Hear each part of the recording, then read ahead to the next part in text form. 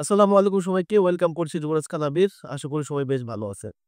আপনারা তো সবাই জানেন যে ব্রাজিল সিবিএ প্রেসিডেন্ট এদনাল্ডো রদ্রিগেজকে অপসারণ করা হইছে এবং আ নতুন একটা নির্বাচন হবে এটা নিয়ে কিন্তু কথাবার্তা চলতেছে। বর্তমান যিনি আপনার হচ্ছে অন্তর্বর্তীকালীন প্রেসিডেন্ট আছে তিনি ২৫ তারিখে একটা নির্বাচন দিবে এবং সেটা নিয়ে কিন্তু কার্যক্রম চলতেছে। তবে এদনাল্ডো রদ্রিগেজের অপসারণের আগে এদনাল্ডো রদ্রিগেজের আপনার ব্রাজিল অর্থাৎ ব্রাজিলের প্রধানমন্ত্রী যিনি প্রেসিডেন্ট লুলা ডি সিলভার সাথে যখন কথা হয়েছিল, তখন লুলা ডি সিলভা ছিল হচ্ছে রাশিয়াতে একটা সামরিক অনুষ্ঠানে গেছিল।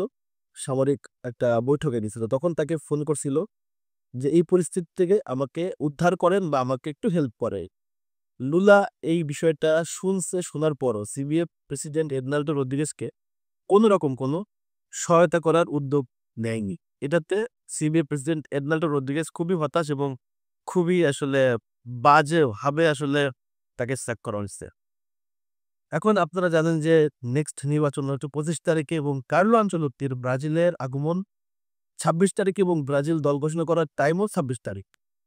এখন বর্তমান যিনি সিবিএ প্রেসিডেন্ট হওয়ার দৌড়ে সবচেয়ে বেশি আগায় আছেন সামির জাউদ এবং তিনি কিন্তু সিবিএফ প্রেসিডেন্টের বর্তমান পদে যিনি আছেন ফার্নান্দো সেনিও তাকে বলছিল যে সিবিএফ নির্বাচনটা অন্তত কার্লো আনচেলত্তি ব্রাজিলে আসা এবং দল ঘোষণার পরে যেন দেয়া হয়। দিলে কি হবে? এই নির্বাচনের প্রভাবটা কার্লো আনচেলত্তির উপর পড়বে না এবং এটার জন্য সে কিন্তু রিকোয়েস্ট করছিল সিবিএফ সংস্থার কাছে। কিন্তু সিবিএফ সংস্থা আল্টিমেটলি তার কথাতে কোনো গুরুত্ব দেয় নাই এবং সিবিএফ সংস্থা অর্থাৎ সিবিএফ বর্তমান যিনি ইন্টার্ম আসলে প্রেসিডেন্ট আছে, তার কথায় অনড় ছিল এবং সেই ফিক্স করে ফেলছে যে ২৬ তারিখে না ২৫ তারিখেই নির্বাচন হবে এবং ২৬ তারিখে ব্রাজিলে আপনার হচ্ছে কার্লো আনচেলত্তি আসবে এবং ব্রাজিল দল ঘোষণা করা হবে। এখন উত্তাল একটা অবস্থা ব্রাজিল ফুটবল ফেডারেশনে। কার্লো আনচেলত্তি আসতেছে এবং আসার পর কার্লো আনচেলত্তিকে নতুন যিনি আপনার সিবিএ প্রেসিডেন্ট হবে সেটা তো ২৫ তারিখে নির্ধারণ হয়ে যাবে। ২৬ তারিখে যখন সে দায়িত্ব নিবে এবং কার্লো আনচেলত্তি আসলে তার উপর দিয়ে আসলে কি পরিমাণ প্রেশার যায় বা কতটা চ্যালেঞ্জ নিতে হয় সেটা কিন্তু এই মুহূর্তে আমি আপনি বলতে পারতেছি না। তবে যতটুকু বুঝলাম যিনি হচ্ছে সামির জাউদ তার কথাবার্তা এবং সে যেভাবে সিবিএফকে বলছে যে কার্লো আনচেলত্তির উপরে নির্বাচনের প্রভাবটা পড়তে পারে। তার মানে হচ্ছে সে চায় কার্লো আনচেলত্তিকে প্রটেক্ট করার জন্য এবং সে যদি নির্বাচনে পাস করে তাহলে আমার কাছে মনে হয় না যে খুব একটা সমস্যা হবে এবং এবার যেই সিবিএফ নির্বাচনে আপনার নির্বাচিত হোক না কেন সে আর দুর্নীতি করার ওই সুযোগটা হয়তোবা পাবে না।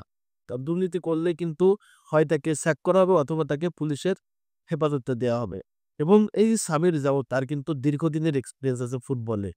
তার ফ্যামিলিও কিন্তু আসলে তার বাবাও কিন্তু এই ফুটবলের সাথে রিলেটেড এবং সামির জাউদ যখন ব্রাজিল সিবিএফ এর দায়িত্ব নিবে অলরেডি ব্রাজিলের ২৭ টা আপনার হচ্ছে ফেডারেশন এবং সেখান থেকে ২২ টা ফেডারেশন থেকে সামির জাওয়াত অলরেডি আপনার সাপোর্ট পেয়ে গেছে। সো তার আসলে পাস করাটা জাস্ট সময়ের ব্যাপার। নির্বাচন হলে সে ফেঁসে গেলেই পাস করবে বলে আমার কাছে মনে হচ্ছে।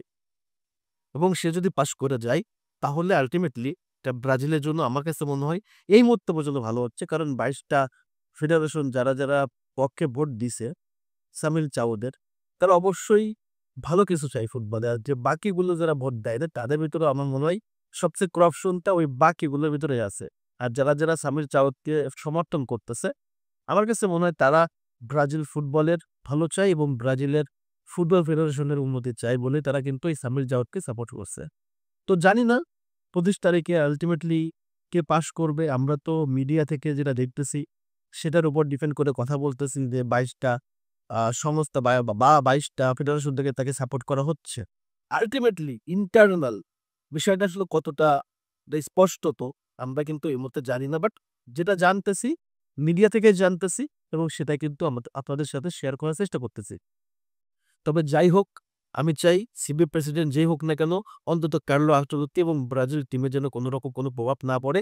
অন্তত কার্লো আনচেলত্তি সুন্দরভাবে যেন তার এই কোচিং ক্যারিয়ারটা ব্রাজিলের স্বাচ্ছন্দ্যভাবে পালন করতে পারে। কারণ এমন একজন ম্যানেজার যে কিনা খুবই সম্মানিত ব্যক্তি, তার যেন সম্মানহানি না হয় এবং সে যেন সম্মানের সহিত ব্রাজিলে যে স্বপ্ন নিয়ে গেছে, হেক্সা ভিশনের স্বপ্ন, তার বিশ্বকাপ জয়ের স্বপ্ন। কারণ কোচ হিসেবে তার সবই অর্জন আছে ক্লাবের উপরে।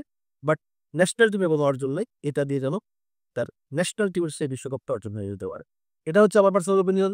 আপনাদের মতামতটা কি অবশ্যই কমেন্টস করে জানাবেন। এবং সিবিএফ নির্বাচনটা হচ্ছে 25 তারিখে কনফার্ম, এবং কনফার্ম ব্রাজিলে কার্লো আনচেলত্তি এবং তার ছেলে আসতেছে 26 তারিখে। তো ব্রাজিলেই 26 তারিখে ব্রাজিলের স্কোয়াডটা ঘোষণা করা হবে। তো সবাইকে আবার ধন্যবাদ জানাচ্ছি। ভালো থাকেন, সুস্থ থাকেন। আসসালামু আলাইকুম।